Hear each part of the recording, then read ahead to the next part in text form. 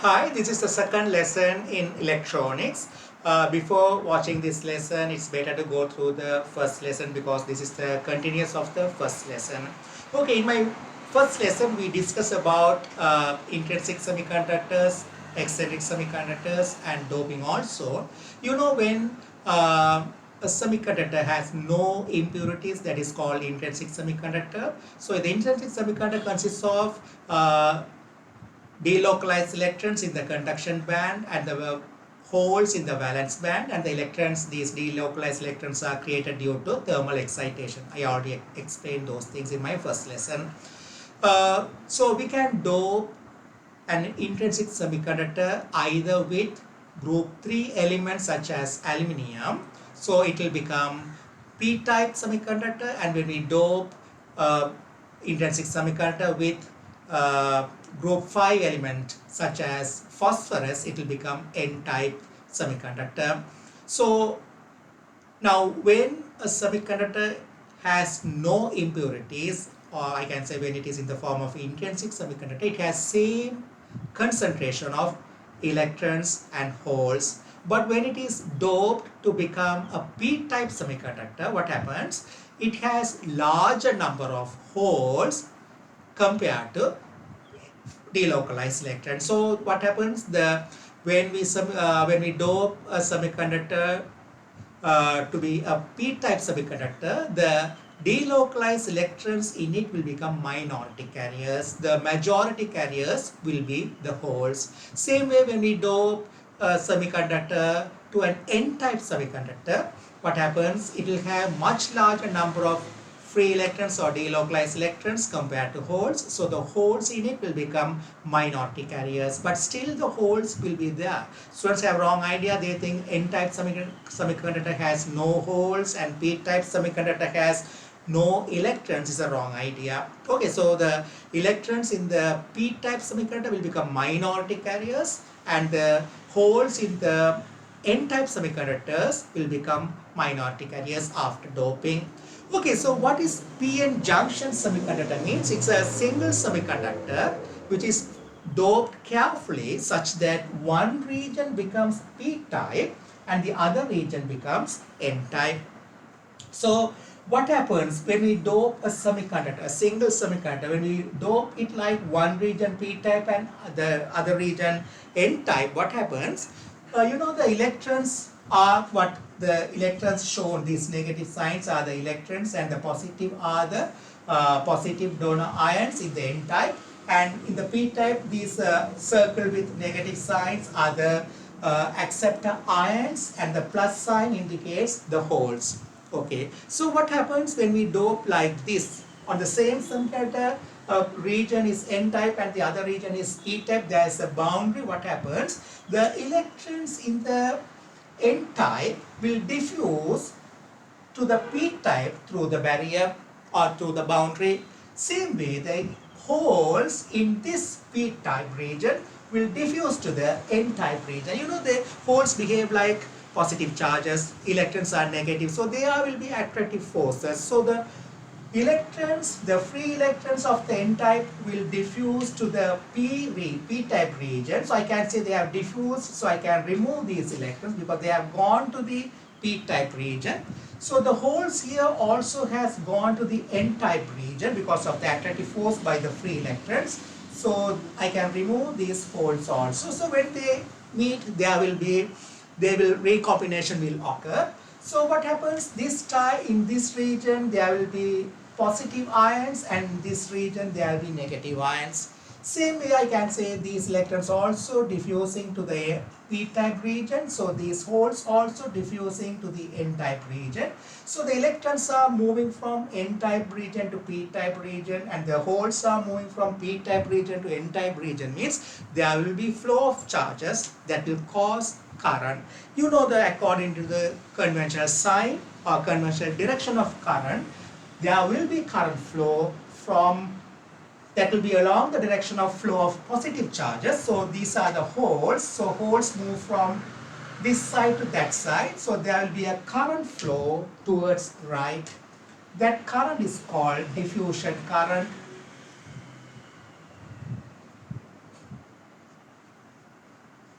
So I can say that I1.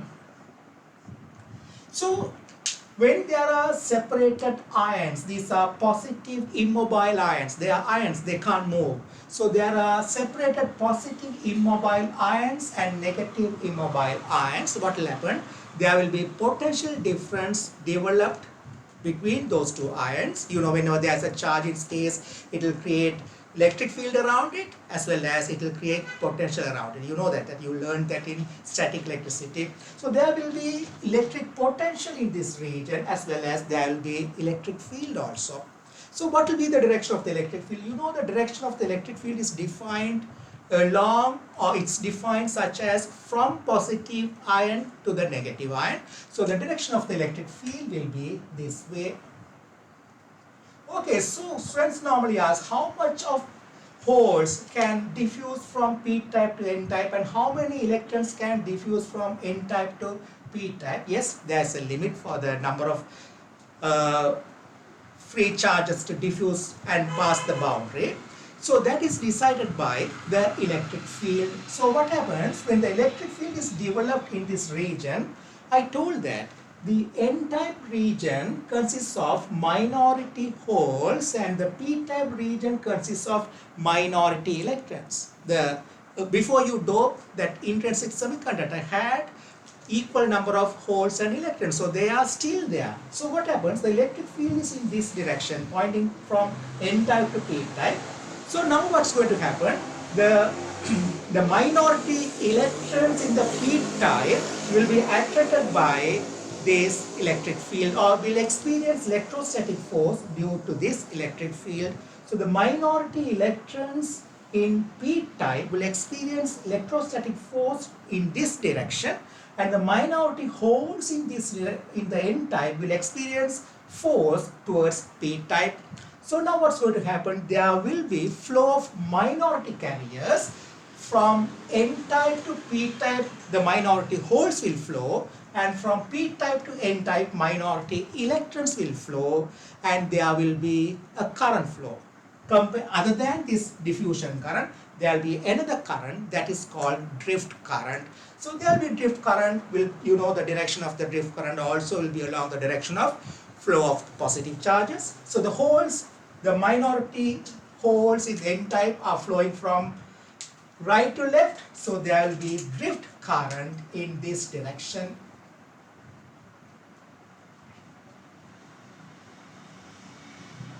Okay, so at the same time, when the diffusion current creates electric field and the strength of the electric field will increase, so due to the increasing strength of the electric field, there will be drift current. They are flowing in opposite direction. What happens at steady state? The drift current and the diffusion current will become equal to each other, will have the same magnitude, and they will be in opposite direction. So finally, the net current flow in the boundary or across the boundary will become equal to 0. When it becomes 0, the region or the amount of charge those have crossed will become stable. There won't be further flow of charges. There won't be any further flow of charges. So I can say at steady state,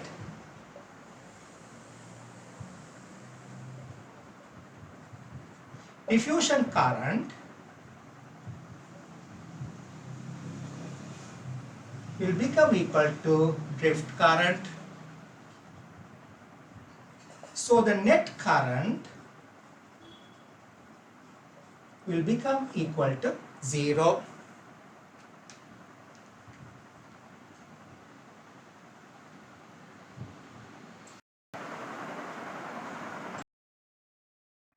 Okay, so there's a region from where the majority carriers have depleted. So this region here, in this region, the majority carrier electrons have depleted from right to left, and here also the holes have moved from left to right. So this region is called depletion region because it has lost the majority carriers and it has only the immobile ions. So this region is called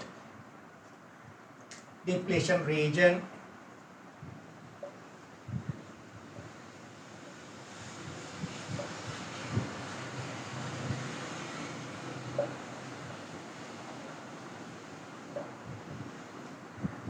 there will be potential. I already explained that there will be potential in that region that is called barrier potential.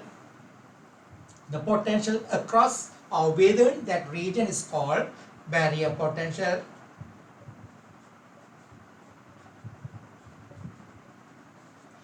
Normally for silicon semiconductor, the barrier potential is 0.7. So the barrier potential for silicon is 0.7 volt, and for germanium that is 0.3 volt.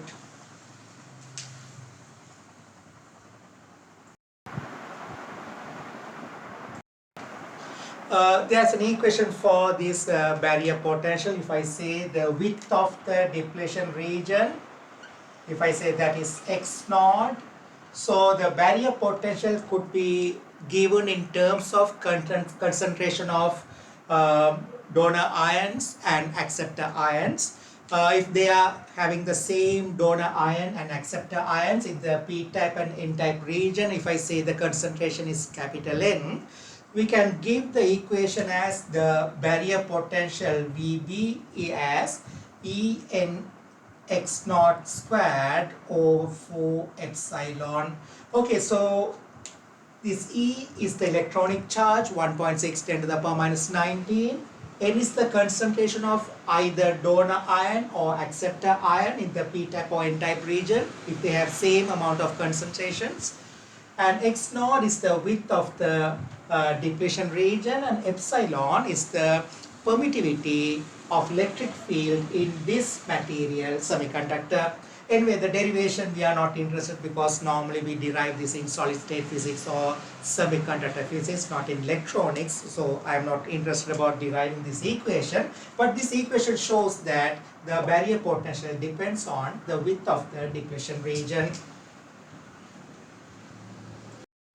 Okay, so next we are interested about forward bias and reverse bias, because this lesson is related to electronics. So our main purpose of studying this topic, this lesson is later how to design circuits and about application of electronic components. So since we are not much interested about deriving equations related to solid state physics, I didn't derive the earlier equation. So the next topic is forward bias. What do you mean by forward bias? Means if you have a PN junction semiconductor, if you connect the p-type region to a positive terminal of a external power supply and the n-type region to a negative terminal of the external power supply, then we say the PN junction semiconductor is in forward bias. What will happen when you connect like this? So if you connect like this, so let it be epsilon, the voltage we are using externally, or I'll say that is V naught. The barrier potential, we'll say the barrier potential, let it be VB. Okay, so when you apply like this, when you apply an external voltage like this, what will happen?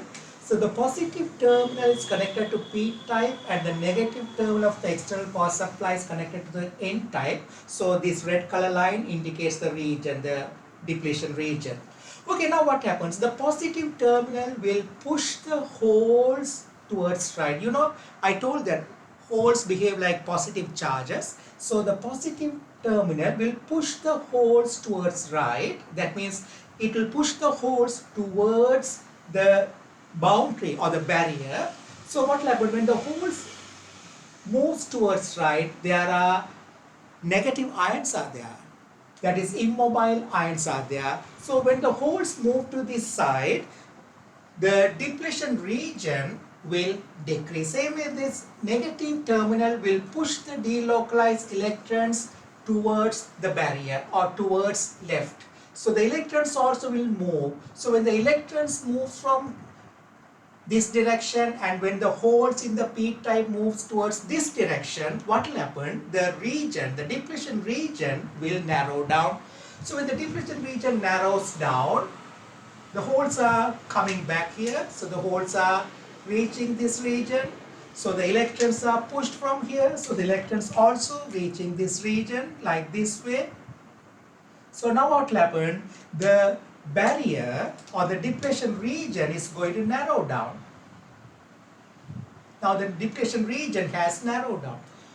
Further it will narrow down if the voltage applied externally, if it is greater than 0.7 volt for silicon semiconductor, what will happen? This barrier will be, or the depletion region will completely vanish. So when the depletion region completely vanishes, the charges, the holes can freely cross the barrier. The holes can freely cross the barrier, and the electrons also can freely cross the barrier. So the electrons will cross the barrier from N-type to P-type, and the holes will cross the barrier from P-type to N-type, and there will be current flow in this direction. You know, the direction of the current flow is taken as the direction of flow of positive charges or direction of flow of holes. So the holes will cross the barrier and the electrons will cross the barrier. There will be current flow through the semiconductor. So when the when the semiconductor, the PN junction semiconductor is in forward bias, what happens? If the external voltage becomes greater than 0.7 volt for the silicon semiconductor, the depletion region will vanish because the holes are pushed from P-type to N-type and the electrons are pushed from N-type to P-type. By the negative terminal pushes the free electrons and the positive terminal pushes the holes. So the deflection region will vanish, and when the depletion region vanishes, there will be current flow through the boundary. So this current is due to the majority carriers. You know, the minor, I already told that even if the semiconductor has P-type or N-type, there will be minority carriers, but the flow of minority carriers depends only on the temperature, because minority carriers are created due to thermal excitation, but these majority carriers will form a current flow. So if you plot a graph here, the current flow against potential applied externally, until 0.7 volt, the current flow will be almost zero. Then when it reaches 0.7 volt, there will be a current flow. That happens in forward bias.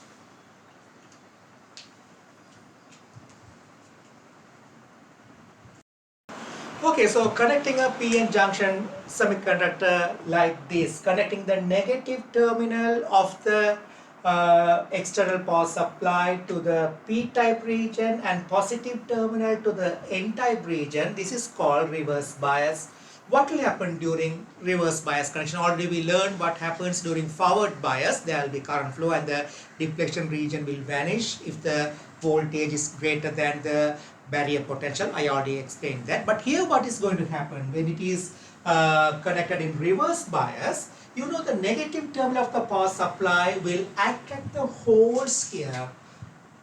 The holes in the P-type region will be attracted by the negative terminal of the power supply, and the positive terminal of the power supply will attract the delocalized electrons in the N-type region. So I can say these electrons have moved to the power supply and these positive holes also have moved. Means now you can see the width of the depletion region will increase.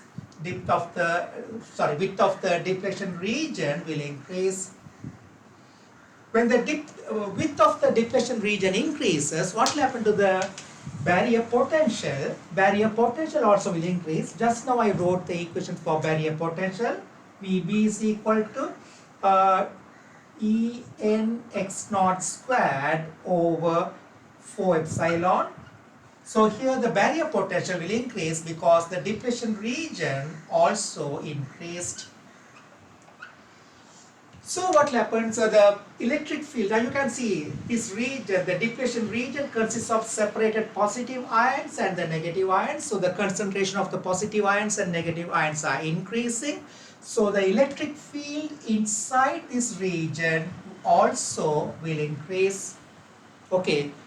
So the electric field inside the region also will increase. So again I am telling the electrons are pulled towards the positive term of the power supply. So the boundary here will shift towards right, and here the holes are attracted to the negative term of the power supply. So the boundary is shifting to the left. So the depletion region is increasing. When the depletion region increases, barrier potential will increase. So when the barrier potential increases, concentration of positive and negative ions in the region is increasing. So there will be increase in electric field strength in the depletion region.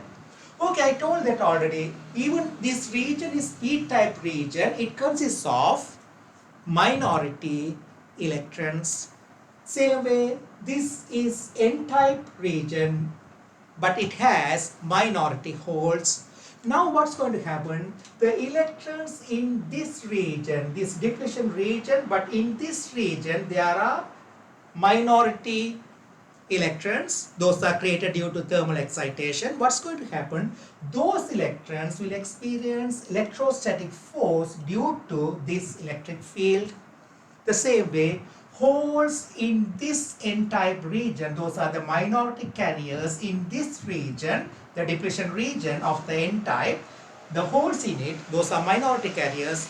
They are also going to experience electrostatic force due to the electric field developed. So they are going to gain kinetic energy. So these electrons are going to gain kinetic energy due to the electrostatic force exerted by the electric field. So those electrons will accelerated, and they will be accelerated and gain kinetic energy, and they will hit the electrons in the covalent bond. So when they hit the electrons in the covalent bond and transfer the electrons, so those electrons will be released. So when the electrons in the covalent bond, formation of covalent bond, they are knocked out by the electrons. Those are moving due to gain in kinetic energy. So they will knock out those electrons, and those electrons also will be released, and they will form again electron hole pair. Like that, many electrons will be formed because one electron will hit, that electron will go and hit more than one electron. Like that, there will be avalanche effect. So suddenly when you increase the voltage, when you increase this voltage, so when you increase this voltage, which is applied externally reverse bias, those electrons gain kinetic energy. They'll hit the electrons in the covalent bond and release, and many electrons will be released due to impact or the collision, and there will be current flow. The electrons will flow from here to here, and the holes will move from here to here. So the direction of flow of holes or the positive charge is the current. So there will be current flow. The holes are moving this direction. This is called minority carriers are creating current, that is called saturation current. So what happened is, suddenly when the voltage increases beyond a certain value, larger number of electrons will be released due to impact. This impact can create heat.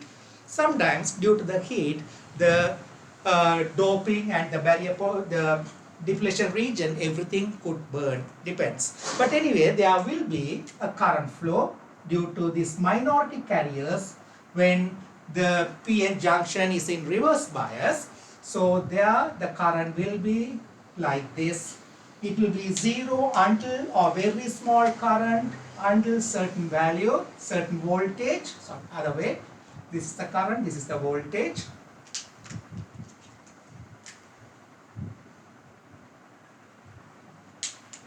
And due to avalanche effect, suddenly the current flow will increase. It will be more vertical. Suddenly the current flow will increase, but the collision of the electrons can create or cause thermal effect, and due to the temperature, sometimes the semiconductor, the doping, everything will be get damaged. This is the reverse bias current. So this is called avalanche breakdown. So the avalanche breakdown happens normally when the doping is lighter. But there's another type of breakdown happens, that is called Zener breakdown. So Zener breakdown happens if the doping is heavily done, or if they have high concentration of donor ions and acceptor ions. What happens when it is in the reverse bias? The due to the higher concentration of ions, the depletion region will become narrower before even when we put that in reverse bias. For example, if it is a Zener diode that we are going to use in the normally in the voltage regulators. So Zener breakdown occurs in Zener diode. How to create a Zener diode means we should have very high concentration of doping. So the N type, the the ions in the N type and the ions in the P type should be very high. The concentration should be very high. When the concentration becomes very high, what happens? The depletion region will become much narrower because the diffusion, as I told earlier, during the formation of PN junction, the diffusion happens very quickly due to the very quick when they happen rapidly, the diffusion, that will form a narrower depletion region with high concentration or high strength of electric field. So there what happens when you apply a reverse bias for such PN junction semiconductor which has high concentration of impurity ions, the breakdown occurs at lower voltage, and there the electrons, they don't hit and release other electrons. There the electrons are crossing the barrier due to we call tunneling effect. Anyway, tunneling effect is something related to quantum mechanics. We are not much interested in electronics about quantum mechanics topics. But anyway, the electrons, they are able to tunnel through the barrier when the concentration of donor ions and acceptor ions are very high. So there won't be any collision, and there will be reverse bias current due to tunneling effect. So the advantage of such type of PN junction, that is Zener breakdown, what's advantage means we can decide the required breakdown voltage. Normally there are different breakdown voltages. We can get it through different types of doping. It could be from millivolt range to 200 volt. We can get the required breakdown voltages. So in reverse bias, these type of PN junction semiconductors, those have high concentration of doping, they can function without any damage even at high voltage, such as goes up to 200 volt.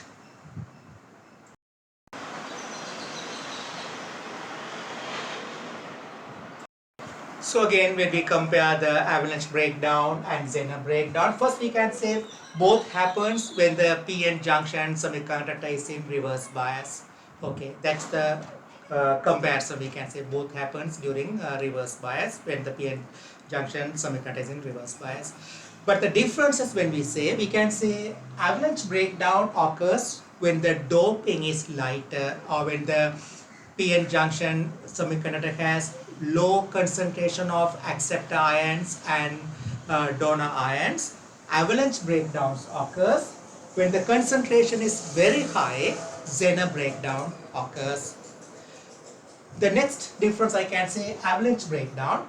In avalanche breakdowns during reverse bias, the minority carriers gain kinetic energy due to the electric field, and they, due to the high kinetic energy, they are able to cross the barrier and they hit the electrons involved in the covalent bond, and they, due to impact, they release electrons. So like in one electron hits the next electron, then it can hit two electrons. Like that, the number of electrons released due to impact, the word impact I am using, the number of electrons released due to impact from the covalent bond increases the current flow that happens in avalanche breakdown. So due to this collision, heat will be formed. That heat could damage the semiconductor.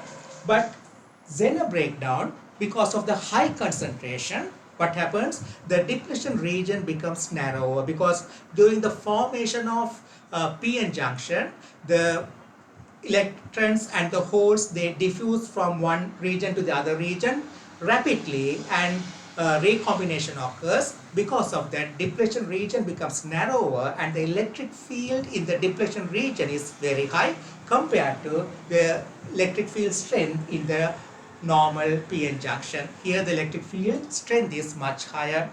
Since the electric field strength is much higher, when you connect the PN junction in reverse bias, the minority carriers, they gain less amount of energy, but they are able to, by using the high concentration of electric field, they are able to cross the barrier by tunneling effect. It's a quantum mechanics effect. Tunneling effect means even when they have lower potential energy, they are able to cross the barrier. Because of that, electrons are able to cross the barrier and cause the current flow during reverse bias. The advantage of Zener breakdown, we can decide the manufacturer. If we are going to learn about diodes, the application of PN junction semiconductor, a unique semiconductor which has two different regions, P region and N region, is the diode.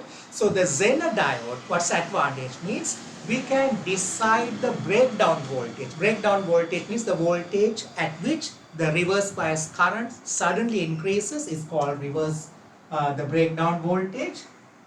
So this is current and this is the voltage. So the voltage at which the current flow suddenly increases, initially there is much lower current, suddenly increases, this is called breakdown voltage. So the breakdown voltage could be decided or could be controlled by the manufacturer by using the concentration of the ion or acceptor ion and the donor ion in the PN junction. That's the advantage of Zener breakdown. Also, it can withstand because there is no impact, so not much heat is created, so it can withstand even for higher voltages. For example, the Zener diode could be made with a breakdown voltage up to almost 150-200 volt. So that's the reason we use Zener diodes in voltage regulators.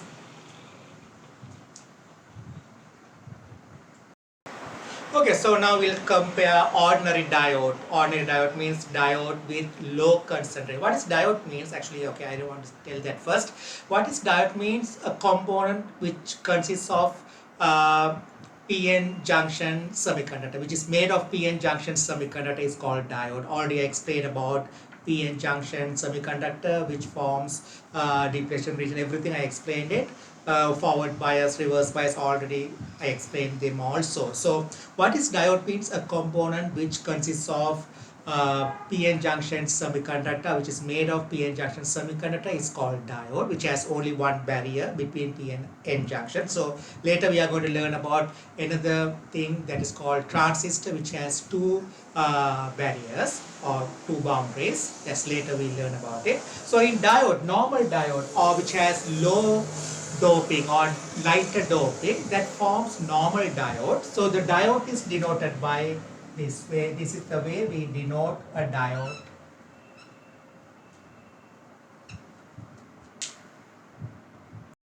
So that means if I consider semiconductor, this is the semiconductor. So this is the P type, this is the N type, this is the depletion region, which consists of here it consists of negative ions, this consists of positive ions. So this is P type. So this P type is this region and the N type is here. So something like that you can imagine. But this is forward bias. You know, if you want to connect forward bias, P type should be connected to the positive terminal and the negative terminal should be connected to the N type. So here if I say the diode is in forward bias, so compare this, the diode is in forward bias, this region should be connected to positive terminal and this region or the line which connected to this line should be connected to negative terminal when we say the diode is in forward bias. So this is the notation for normal diode. So Zener diode has slightly different notation. Here we denote like this, a small curly thing. So it's like a smaller curly thing we put here. So here also this is forward bias, this is reverse bias. So this is the way we put the forward bias Zener diode. Okay, so normally the normal diode means it's diode with low concentration of doping. We use that is in only in forward bias, or reverse bias also we use as a switch which in the state of off state. Normally, say for example, when a diode is connected to AC power supply, something like that. If I connect the diode to an AC power supply like this,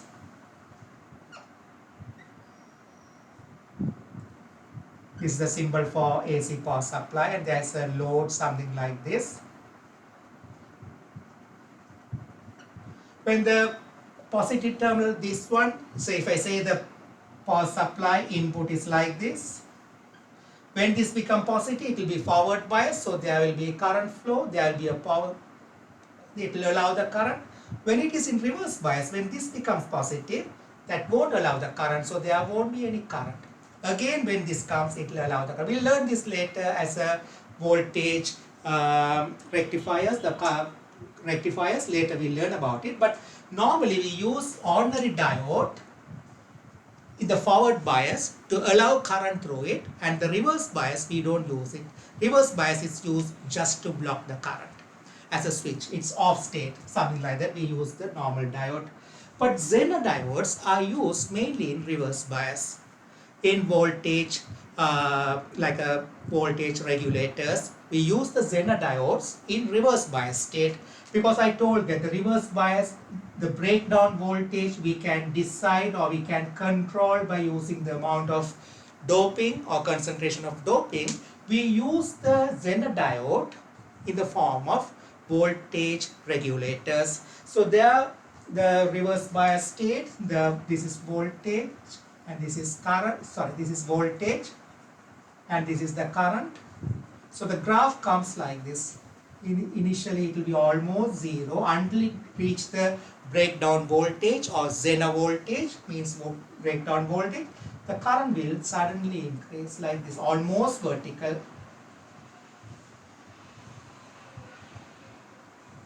So the amount of current that can flow through the diode, the maximum current, is decided by the power dissipation of the diode. There are different diodes with different power dissipation and different breakdown voltages. So this is the minimum current, and this could be the maximum current that can flow.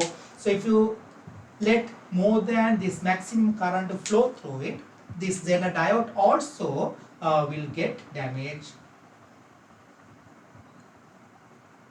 So you can see that this is the breakdown voltage, or we call Zener voltage VZ, Zener voltage or breakdown voltage. I told earlier, this breakdown voltage we can decide depending on the doping, the amount of concentration of doping.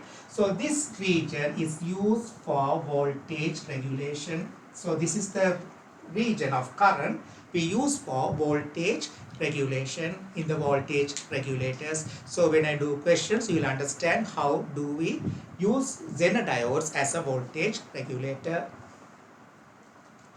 Normal diodes are used as rectifiers. There are different types of rectifiers, half-wave rectifier, full-wave rectifier, that I'll discuss in my next lesson.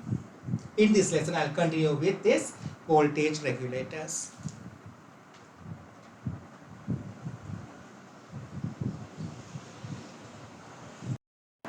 Okay, so this is the simple diagram of voltage regulator or voltage stabilizer.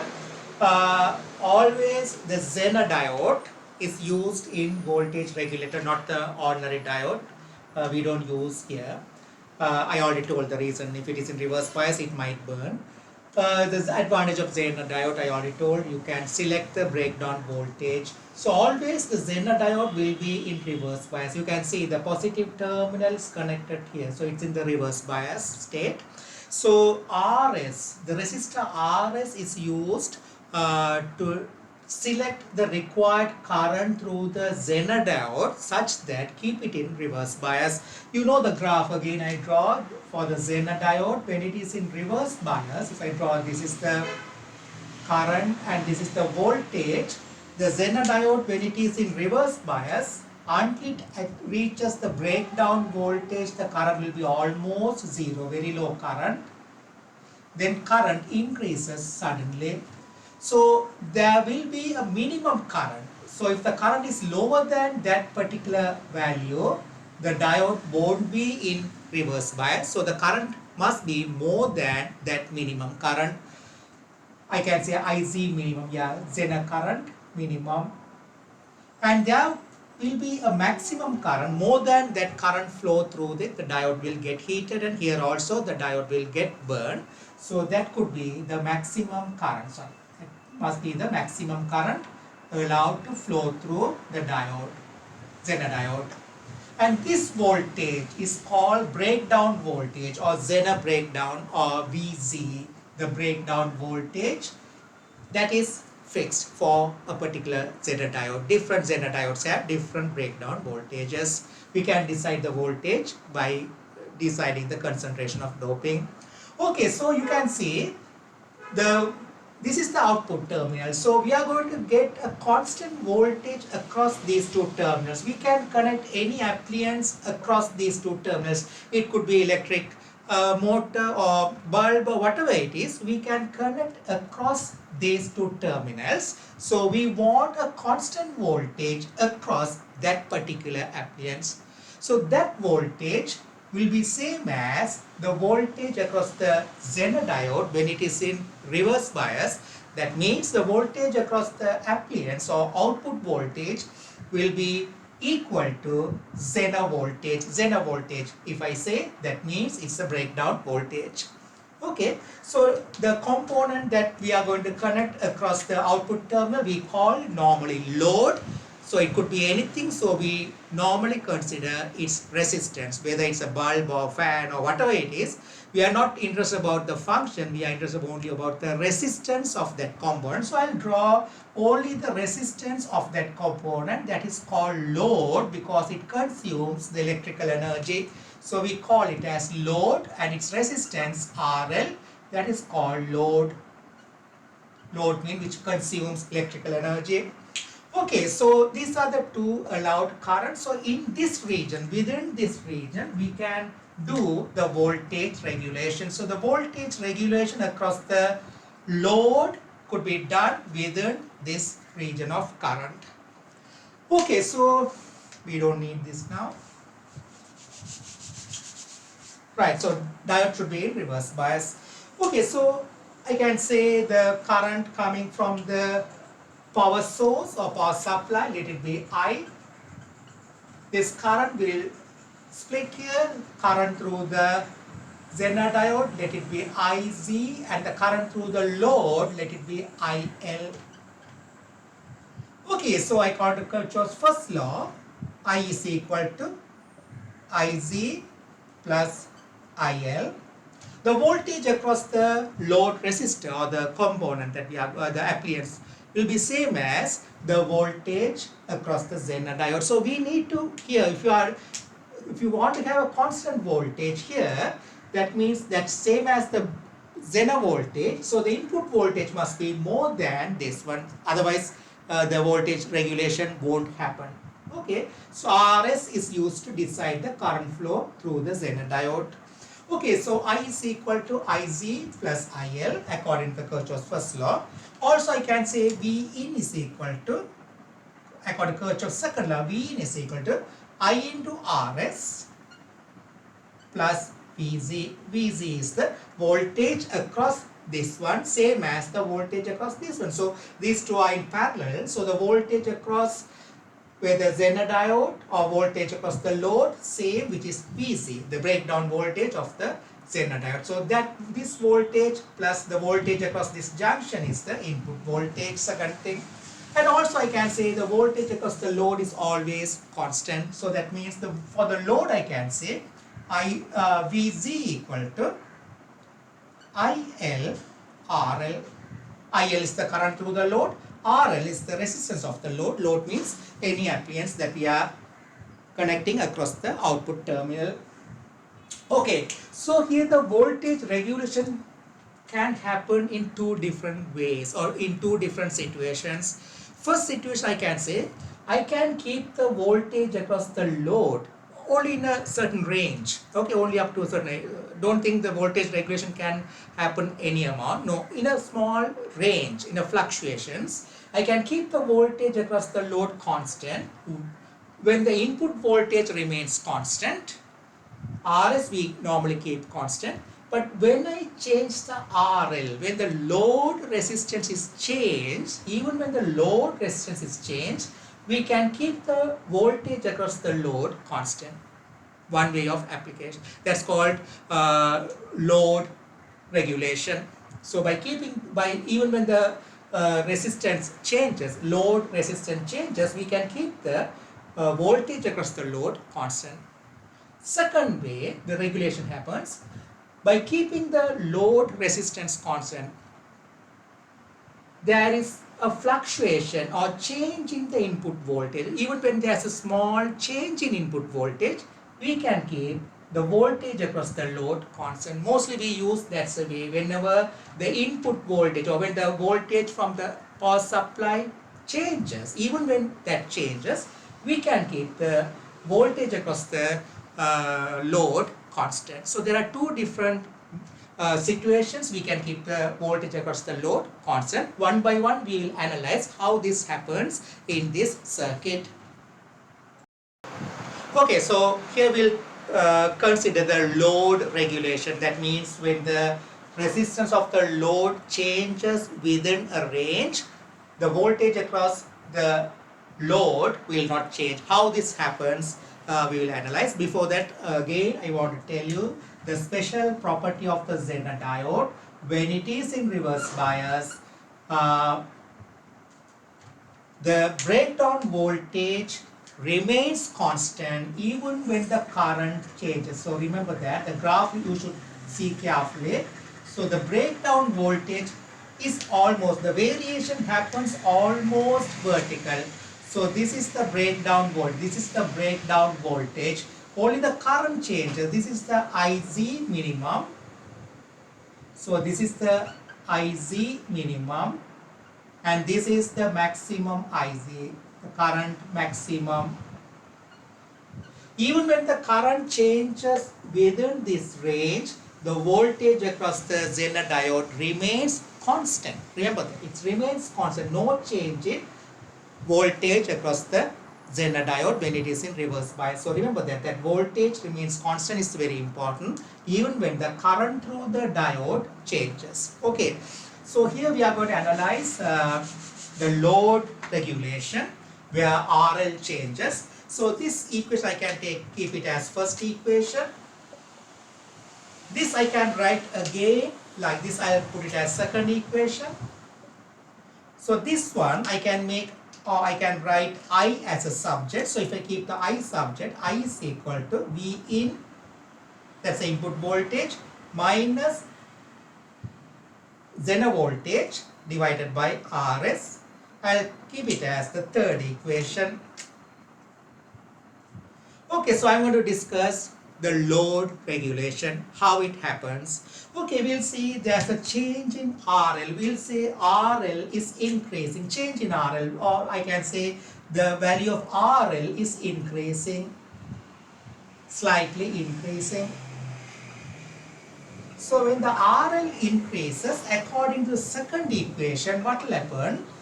According to this equation, you know VZ is constant. I already told that Zener voltage is constant, breakdown voltage. So when RL is increasing means IL will decrease. IL will decrease. So when IL decreases, what will happen? According to first equation, consider the first equation. According to first equation, this is according to second equation. RL is increasing according to second equation I told. So I'll write again according to second equation.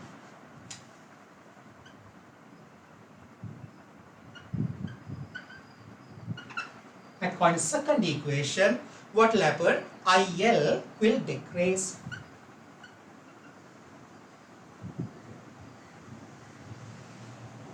Because VZ, the Zener voltage, is constant. Okay, so according to the first equation, what's happening? IL is decreasing. So if the IL is decreasing, what will happen? But first thing you can say, according to the third equation, I can say I will remain constant. So according to third equation, I'll go to the third equation first. According to third equation, you can see that input voltage we are keeping constant. We are not changing the input voltage. Here this is load regulation. Load regulation means for a constant input voltage, only the resistance of the load is fluctuating or changing. So input is constant. Input voltage is not changing. So the input voltage is constant. Only RL is varying. So input voltage is constant. VZ constant for a Zener voltage is constant. RS is constant. So I is constant. No change in I. So according to equation 3, no change in I. So there is no change in I. Okay, so now look at it. If there is no change in I, consider according to equation 1. First equation, what will happen? IL is decreasing.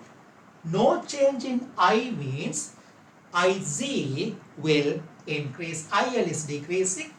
No change in I. So IZ will increase. The IZ, the current through the Zener diode will increase. So this is the process that keeps the voltage across the load constant. I hope you understood. So again I'll explain. Imagine RL is increasing. When the RL increases, according to the second equation, VZ is constant, Zener voltage is constant, we know that. So IL will decrease. When the IL decreases, if I think about this equation, there is no change in current from the power supply, because input voltage no change, only the load is changing, or there is a fluctuation or change in load. So VN constant, Zener voltage constant, RS constant, so I is constant. So even when there is a change in IL, no change in current from the power supply. But what is happening? This is constant. This is decreasing, we found it. So IZ will increase. Okay, IZ will increase. So in that way, we know the graph. We again, several times I drew it, but again I am drawing it because that's a very important property.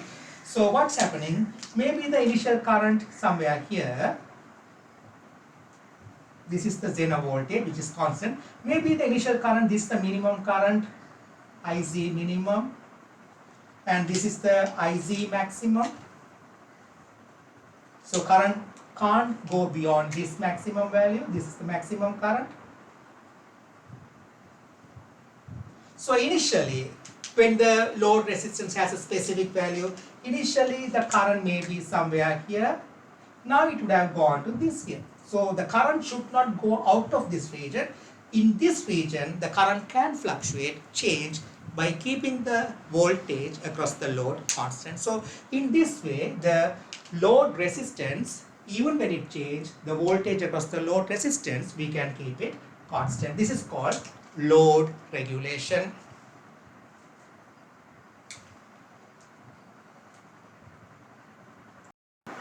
Okay, so next we will analyze how is it possible to keep the voltage across the load constant for a given constant resistance of a load. How can we keep the voltage across the load constant when there is change in input voltage? Okay, we'll analyze that. We'll see that input voltage is increasing. We'll say V in is increasing. Okay, even when the Vn increases, you can say even when the input voltage increases, according to the second equation, no change in the load current. Current through the load has no change because the voltage across the load is same as the Zener voltage. So the voltage across the load is same as the Zener voltage. So there is no change. Even when the input voltage increases, there is no change in the voltage across the load. So we can say Vn is increasing, but IL remains constant. IL has no change, remains constant.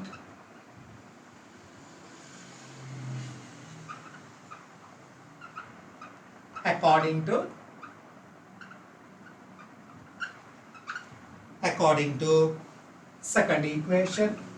So there's no change in the load current. Okay, so if there's no change in the load current, Vn is increasing. No change in the load current means according to the third equation, what will happen? According to third equation, Vz has no change. You can see the Zener voltage has no change. Rs no change. Vn is increasing, so I will increase. So according to third equation,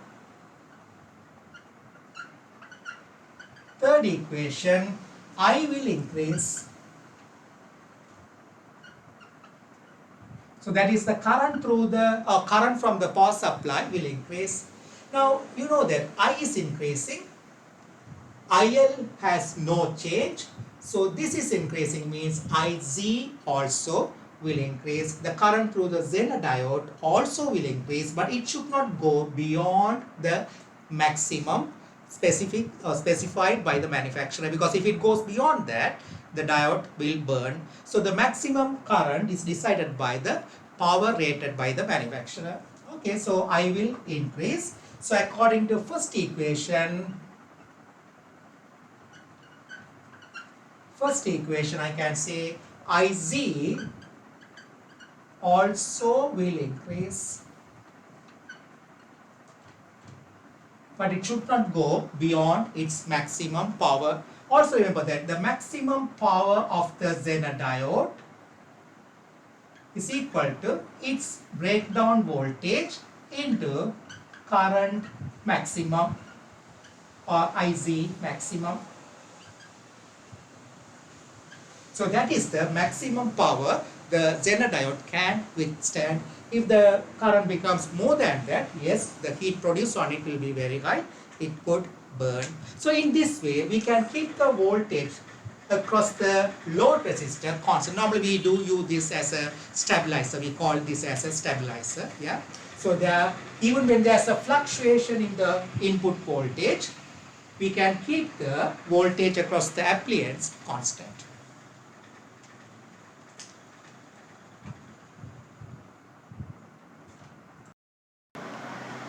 Okay, so we will do 3 questions related to voltage regulator. This is the first question and this is the first part.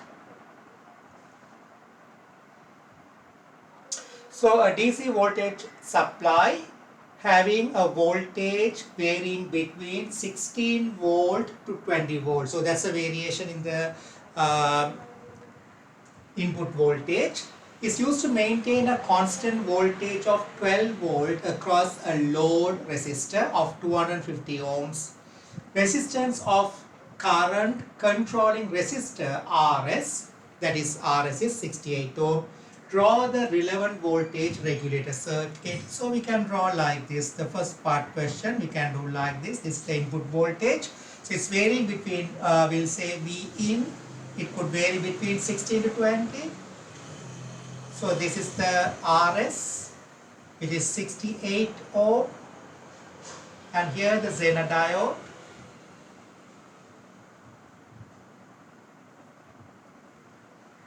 And the load resistance is 250 ohms is the load resistance. So across the output, we should draw a resistor or resistance of 250 ohms. That's the first part answer.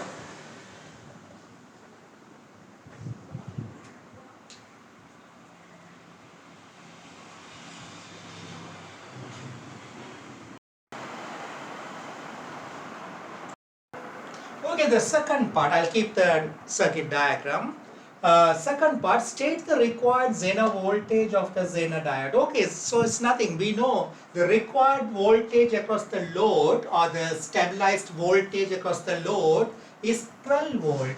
So we need a Zener diode that has breaking voltage or Zener voltage 12 volts. So second part, answer Vz must be equal to 12 volt. That's answer for the second part.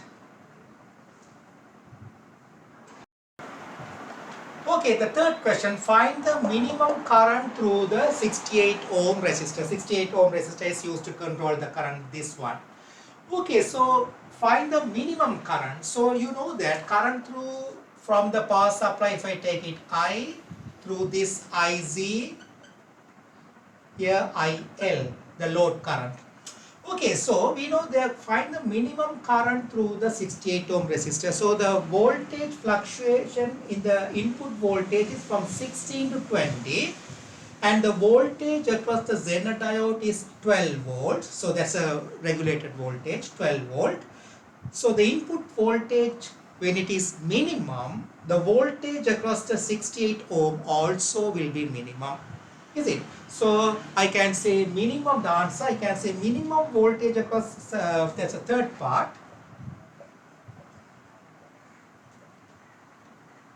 Minimum voltage across 68 ohms, that is equal to, that happens when the input voltage is minimum, which is 16 volt. So that 16 volt minus this voltage across the junction, that is the voltage across the Zener diode. According to Kirchhoff's second law, V in equal voltage across this one plus the voltage across the junction. Voltage across the junction is 12 volt.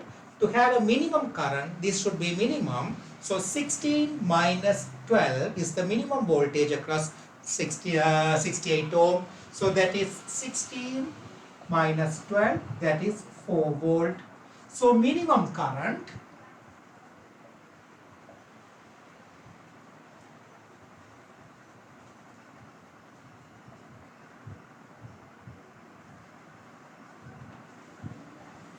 that is 4 divided by 68.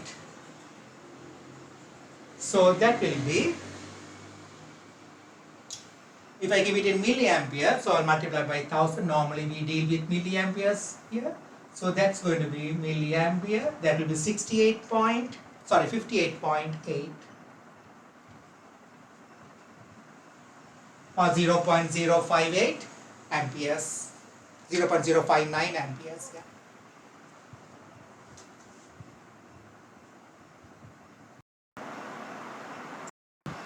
Okay, so the next part, find the maximum current through the Zener diode.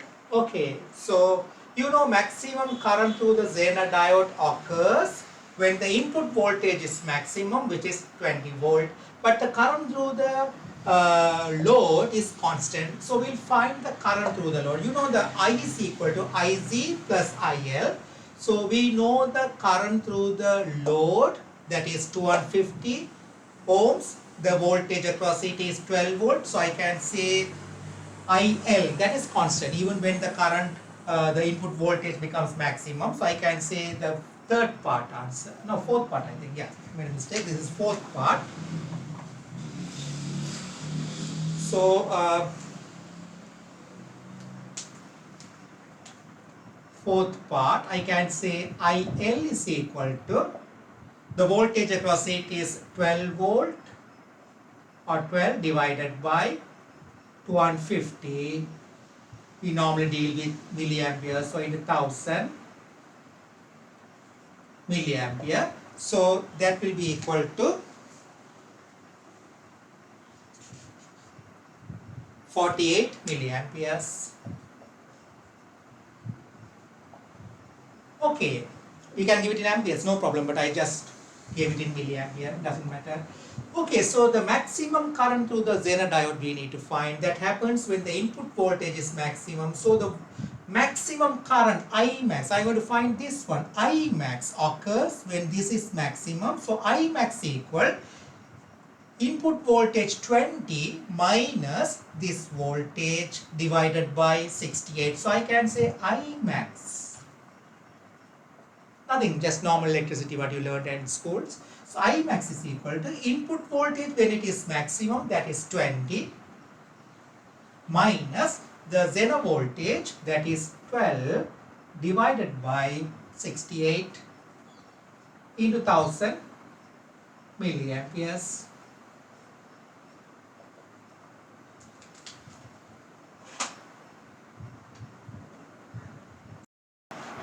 So that is 117.6 milliampere.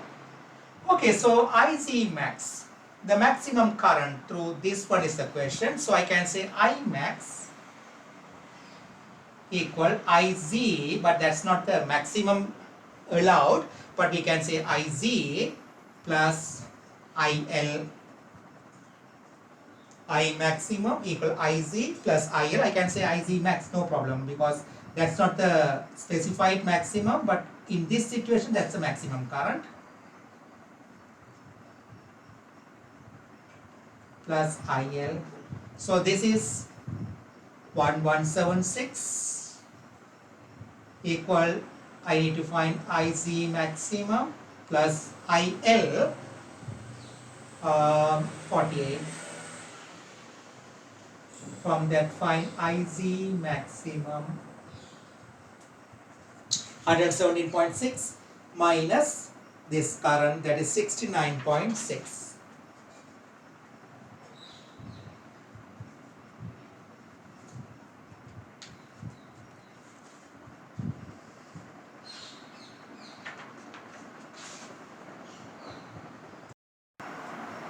Okay, so in this circuit, what could be the power of the Zener diode? So we can't use anything lower than the required power. So here the required maximum power that occurs when the Zener current becomes maximum. So I can say the fifth part, PZ maximum is equal to IZ maximum in this circuit. In this circuit, the maximum current into voltage of the Zener diode. So we already found the maximum current, which is 60 sorry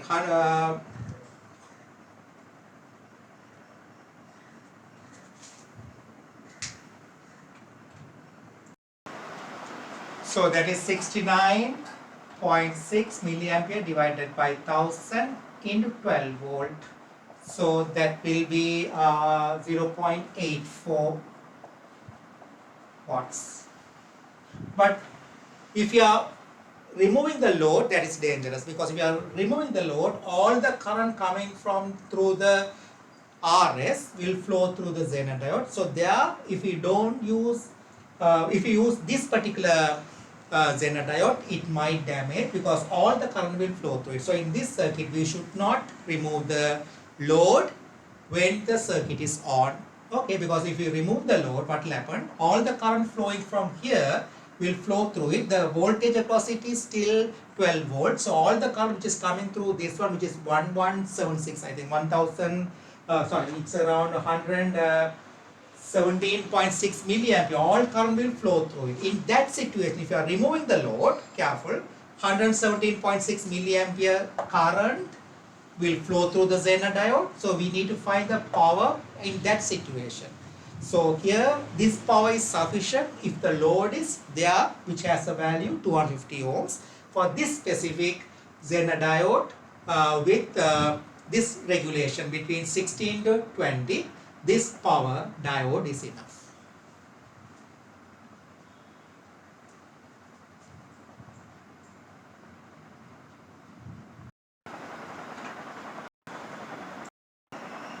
Okay, so this is a second question. So there's a voltage regulator by using a Zener diode. This is the RS, which is 20 ohms. The input voltage is 16 volt. This regulator is giving a constant voltage of 12 volt across the load resistor.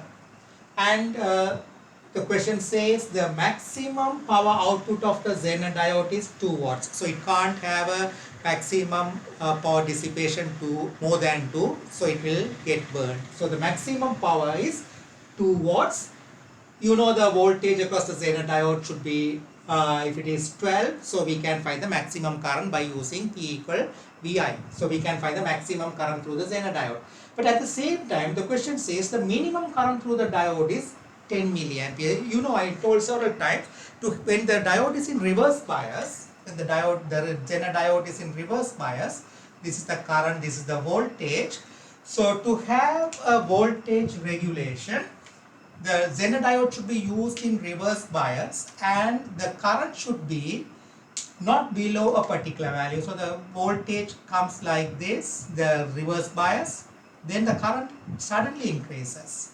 So if the current is lower than this specific current, this is IZ minimum. If it is lower than this minimum current, you won't get this particular Zener voltage. So to have a Zener voltage which is constant, to have such constant Zener voltage, the current should be up to a certain limit. If it is lower than this, you won't get it. But the maximum current is the problem. It can cause too much of heat. So there is a limitation for the maximum current also. So the limitation of the maximum current to avoid the damage to the Zener diode.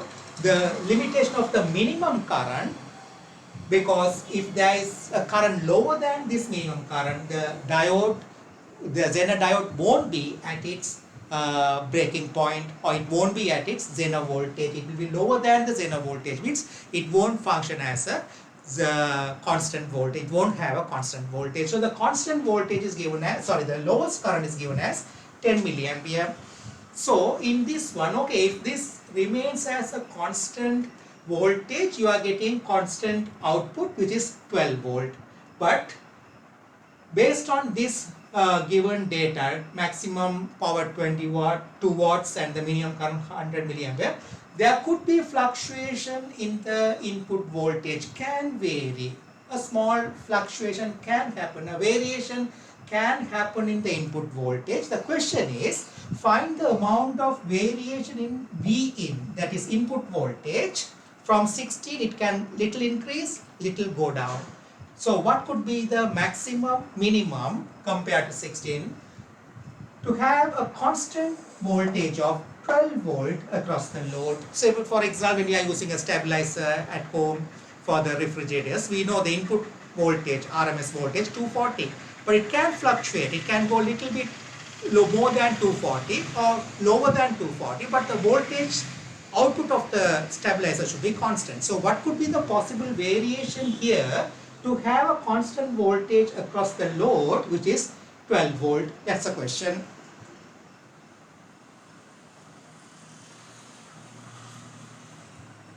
So before starting the question, answering this, I will raise the question because it's easy for me to use the board.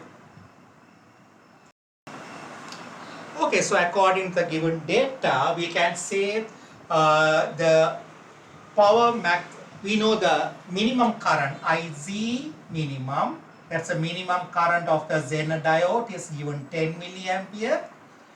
Maximum current of the Zener diode, I can find it by using the rating of maximum power. So I know that P maximum of the Zener diode is equal to IZ maximum into Vz. So here the output voltage is taken as 12 volt. That means the Zener voltage is 12 volt. So we know that Zener voltage is 12 volt because the output voltage we want 12 volt. This question. So that's Zener voltage is 12 volt. I can say the current here I, this current IL, the load current IL, and the current through the Zener diode IZ. Okay, so the IZ maximum I can find it. So P max I know that 2 watts, 2 is equal to IZ max into 12. So I can find the IZ max in milliamperes. 2 divided by 12 into 1000. So that will be 166.7 milliampere.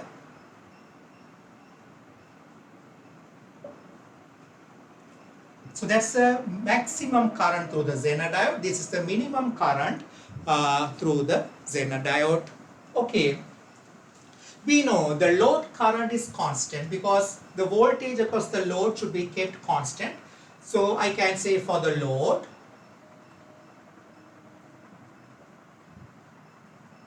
I can say V voltage across the load, that is Vz, is equal to IL into RL. So that is 12 equal, the current through the load I need to find it, and the resistance of the load is 100. So the current through the load is 0.12 milliampere. So I can say that is 120 milliampere. If I convert to milliampere, 120 milliampere. Okay, right. So I found the current through the load, which is always constant. what is the maximum input voltage? So when this become maximum, the I will become maximum. When the input voltage becomes maximum, I will become maximum. When I becomes maximum, this current remains constant, current through the load remains constant. So current through the Zener diode should not exceed 166.7. It should not go beyond this one. So I can use that one. So when the input voltage is maximum, I can say I will become maximum. Then when I becomes maximum, I can say I max is equal to, that's the current from the input power supply. I maximum is equal to IZ maximum plus IL. So IZ maximum, I know that is 166.7 milliampere, and IL I know that, which is 120 milliampere. So that will be 286.7 milliampere. That's the maximum current through the resistor, this one 20 ohm resistor. Okay, so input maximum, V in maximum, that's the thing we need to find it. What could be the maximum input voltage? That is equal to I max into this resistance, the voltage across this one, that is I max into 20 plus Pz, that is constant. So I max is 286, convert to amperes, so 0.287 into 20 plus Vz, the regulated voltage or Zener voltage, is 12 volt. So that is the maximum input voltage. That will be 17.7 volt. Same way, the minimum input voltage. So I minimum, I find the I minimum, the minimum current through the 20 ohm. That happens when the current through the Zener diode becomes minimum, which is 10 milliamperes. That is IZ minimum plus IL. Load has no change. Current through the load is constant. IZ minimum is 10 milliamperes. The current through the load, which is constant, 120 milliamperes. So 130 milliamperes. So V input minimum is equal to I minimum. I'll convert to I minimum into 20 plus Vz, that is 12 volt. The minimum input is this voltage plus voltage across the Zener diode. So that is convert to ampere, 0.130 into 20 plus 12. So that will be equal to 14.6 volt.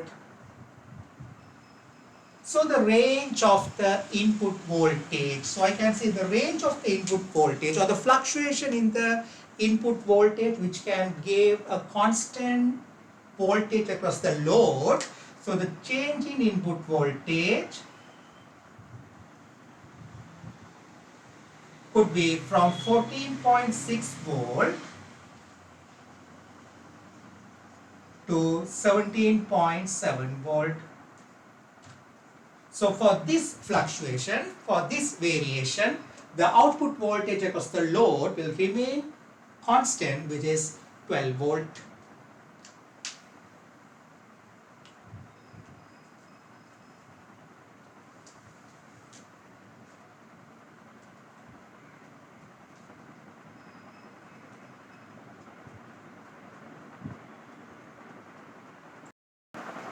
Okay, so this is the third question, same diagram, almost the same data, but here the input voltage is constant.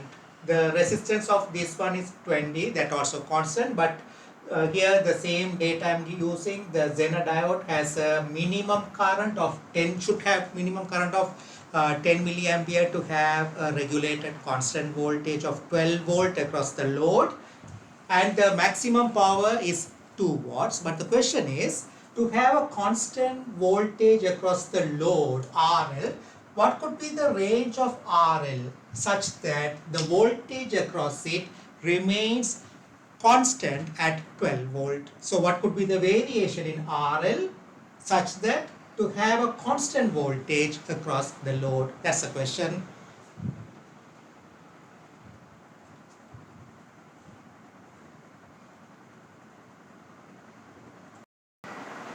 Okay, so here almost the same data. So I can say IZ minimum is 10 milliampere.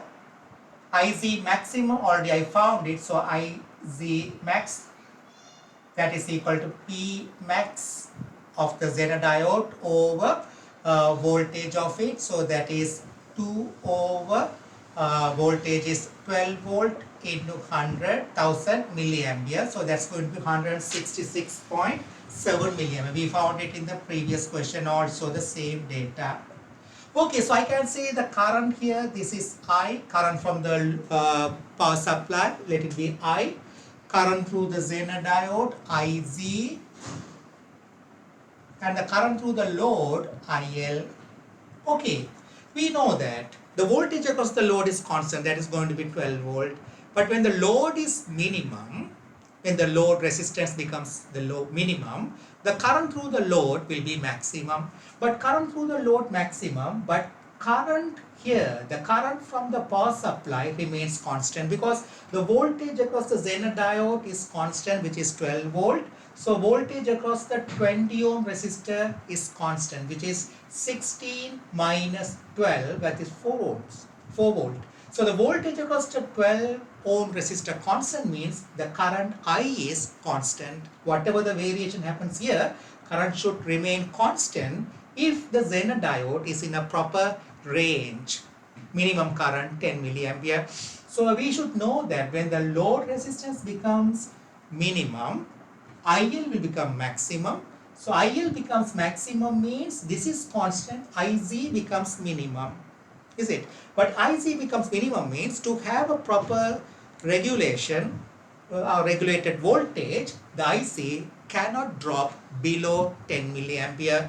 So we need to have RL such that the IZ not dropping below 10 milliampere. We are going to use that idea. So I know that I is equal to general equation IZ plus IL, but I is constant.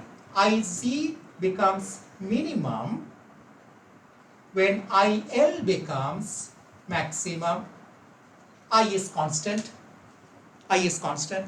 But I know how much is I. I is equal to 16 minus 12. The voltage across the load is 12 volt. It's given the regulated voltage 12 volt. So this voltage is 12. This is 12 volt. So I is equal to 16 minus 12, which is 4. I'm writing quickly. 16 minus 12 is 4 divided by 20 is the current through it. Is it? That's the current through it. 4 over 20 is equal to IZ minimum. So I'll convert everything because these are going to be in milliampere. So I'll put everything in milliampere. 4 over 20 into 1000 is equal to IZ minimum 10 milliamperes. So 10 plus, it cannot drop lower than 10. RL maximum, sorry, IL maximum. What is current maximum? That is voltage across that one. So I can say IL maximum is equal to VZ over the voltage across the Zener diode, VZ over RL minimum. So I can say VZ, that VZ is 12 over RL minimum. Solve it, you will get the minimum resistance RL minimum. You will get it when you solve it. So this is milliamperes, all are in milliamperes. Solve it, you will get the answer. In this is milliampere, this is 12. Okay, I convert this to milliampere. This is 10 milliampere. This is 4 volt. Yeah, this is in milliampere. This is in milliampere. Or I can convert everything to ampere. That's easy. This is 12 volts. So this will be 10 over 1000. So I'll convert everything to amperes. That's easy.